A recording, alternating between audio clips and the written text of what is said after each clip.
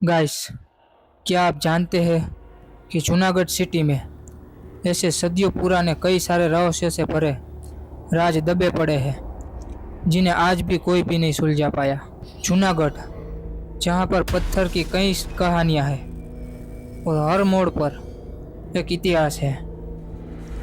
अगर आप लोग सोच रहे हैं कि यह सिटी सिर्फ मंदिरों के लिए है तो आप लोग गलत हैं। चलिए आज इसके अंधेरे कोनों को एक्सप्लोर करते हैं। स्वागत है आप लोगों का इस ऐतिहासिक और हजारों सालों पुराने महल में। आज हम जानने वाले हैं जूनागढ़ में बसा हुआ एक ऐसा रहस्यमय किला, ऊपरकोट फोर्ट का थोड़ा इतिहास।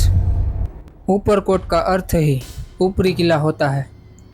यह किला जूनागढ़ के रेलवे स्टेशन से 3 किलोमीटर दूर बट जूनागढ़ के अंदर ही है।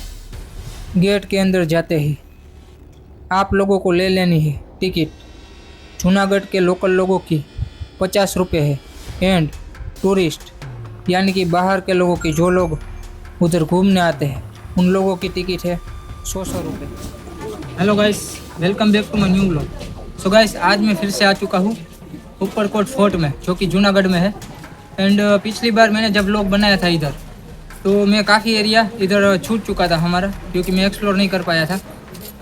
तो बस आज मैं पूरा एरिया एक्सप्लोर करूँगा, पूरा ये ऊपरकोट का जो किला है वो एक्सप्लोर करूँगा। एंड इधर जो वावड़ी है वो वावड़ी मैं आप लोगों को दिखाऊँगा। एंड उसके बाद इस पूरे किले का आपको इतिहास बताने वाला हूँ।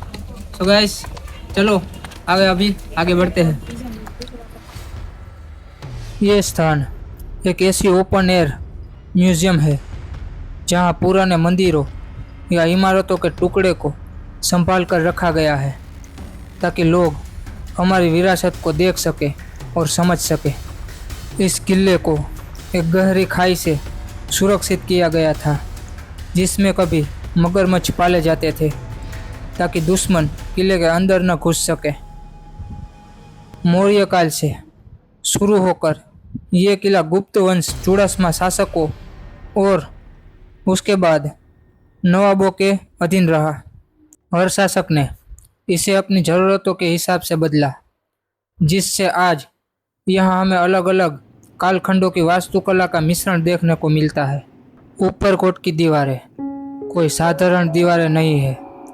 ये सदियों से हमलों और आक्रमणों को झेलने वाली मुख्य गवाह है।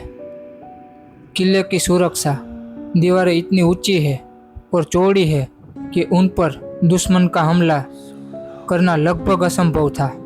मुझे लगता है कि सभी लोगों को हमारी ये पुरानी विरासत को जूनागढ़ आके एक बार देखनी चाहिए। एंड किले के सबसे ऊपरी हिस्से पे जाकर जूनागढ़ शहर को और गिरनार पर्वत का नज़ारा जरूर देखना चाहिए।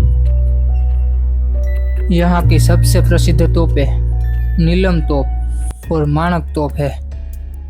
ये तोपें अपने आप में ही बहुत ही विशाल और भारी है। कहा जाता है कि ये तोपें 16वीं शताब्दी में तुर्की से लाई गई थी, जब सुल्तान सुलेमान ने पुर्तगालियों के खिलाफ लड़ने के लिए दीव में अपनी सेना भेजी थी। तब ये तोपें यहाँ पहुँची थी। स्थानीय लोगों का यह भी कहना है कि तोपों को 2 बार नापने पर इस तोपों की साइज दोनों बार अलग अलग आती है। दोस्तों, ऊपरकोट किले के अंदर एक ऐसी जगह है जो आपको हैरान कर देगी। यह है जामी मस्जिद। ऊपर से देखने पर यह मस्जिद एक साधारण मस्जिद लग सकती है, लेकिन इसके पत्थर में एक बहुत ही बड़ा इतिहास छिपा हुआ है। यह मस्जिद 15वीं शताब्दी में बनाई गई थी। इसे गुजरात के शक्तिशाली शासक सुल्तान महमूद बेगड़ा ने बनवाया था। सुल्तान महमूद बेगड़ा ने 1472 में जूनागढ़ को अपने कब्जे में लिया था, जिसके बाद उन्होंने इस किले का पुनरुद्धार किया और इस मस्जिद का निर्माण करवाया। कहा जाता है कि इस मस्जिद को बनाने में उस समय मौजूद पुराने हिंदू और जैन मंदिरों के पत्थरों और खंभों का उपयोग किया गया था। ऐसी बारीक पत्थर की नक्काशी उस समय के कारीगरों की निपुणता का प्रमाण है। मस्जिद का ढांचा विशाल मेहराबों और गुंबदों से बना है, जो उस समय के इस्लामी निर्माण की पहचान है। मस्जिद का मुख्य प्रार्थना कक्ष बड़े बड़े पत्थरों के खंभों पर टिका है। ये खंभे देखने में बहुत ही भव्य और मजबूत है। पत्थर पर की गई वो बारीक नक्काशी जो सदियों बाद भी अपनी कहानी खुद बयां करती है। क्या आपने कभी ऐसी इमारत देखी है जहां दो अलग अलग संस्कृतियों की छाप एक साथ दिखती हो?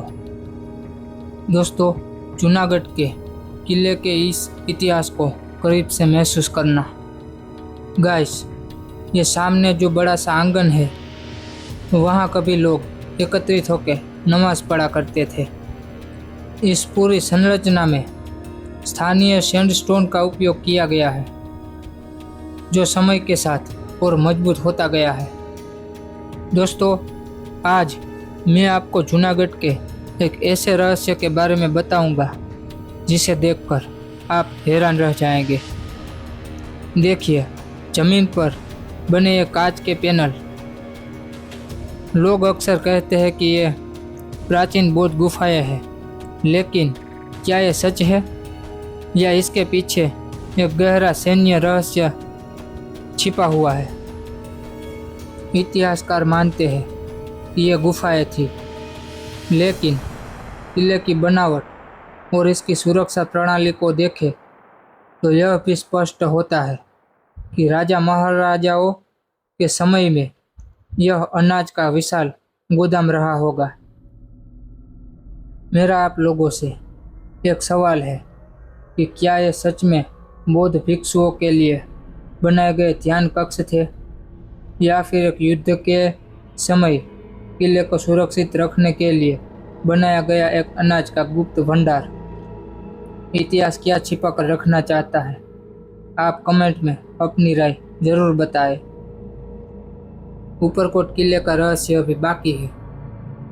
अभी तो हमने सिर्फ दीवारों और गोदामों को देखा है। असली कहानी और रोमांच उन कुओं और वाव की गहराइयों में छिपा है, जिसे देखकर आप दंग रह जाओगे। मैं नहीं चाहता कि आप इस ऐतिहासिक सफ़र का अगला हिस्सा मिस करें, तो वीडियो को like, share, comment and subscribe करें और बेल आइकन को दबाएं और ऑल पे सेट करें, ताकि जैसे ही अगला रहस्य खुले आपको सबसे पहले पता चले। मिलते हैं अगले पार्ट में एक और बड़े रहस्य के साथ।